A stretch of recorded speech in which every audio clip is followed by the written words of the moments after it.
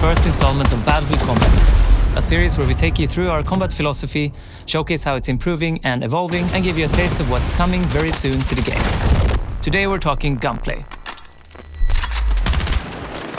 Every weapon should have notable character.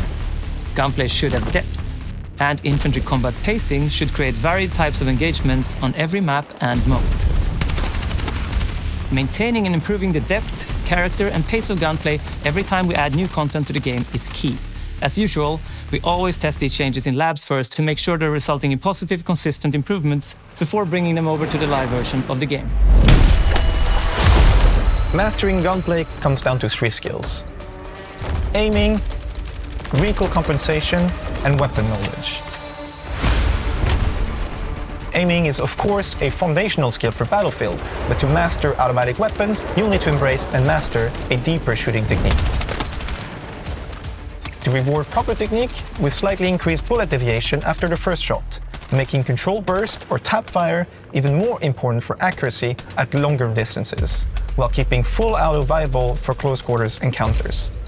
We've also made recoil more consistent and predictable across all weapons, allowing skilled players to better stay on target. Combined, these changes reward players who master their shooting technique.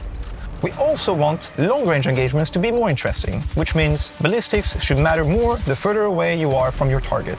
To this end, we've tuned muzzle velocity and bullet drag to make anticipating the movement of distance targets more important. The final skill required to master Gunplay is weapon knowledge, knowing all its strengths and weaknesses so you can optimize its performance for every encounter.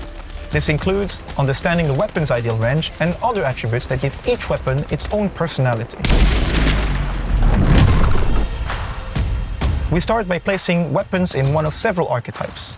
These archetypes ensure every weapon category has its own feel in terms of weight and handling. It's why a belt-fed machine gun feels heavy and powerful, while an SMG feels snappy and reactive. Players can further customize each weapon to balance its strengths and weaknesses to fit their playstyle, but only within the limits of its archetype. Mastering all 3 of these skills can push a weapon's performance beyond its baseline comfort zone and make it viable in most combat situations. This flexibility encourages players to be creative, to find the limits of each and every weapon.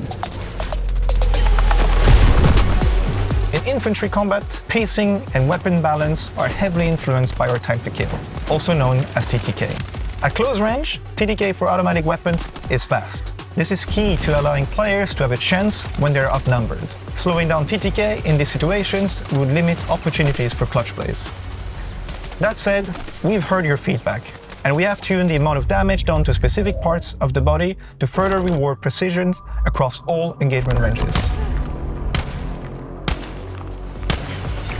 Your feedback is invaluable as we work to balance and improve features such as soldier visibility, body damage multiplier changes specifically for long-range fighting, recoil adjustments across a wide range of weapons, and a new network bandwidth priority system to manage critical enemy updates, fixed skip server inputs, and better improved latency for incoming and outgoing damage.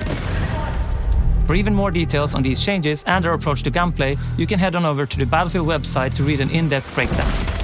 All these changes will be making the leap from labs into the live game next week, and we can't wait to hear your thoughts.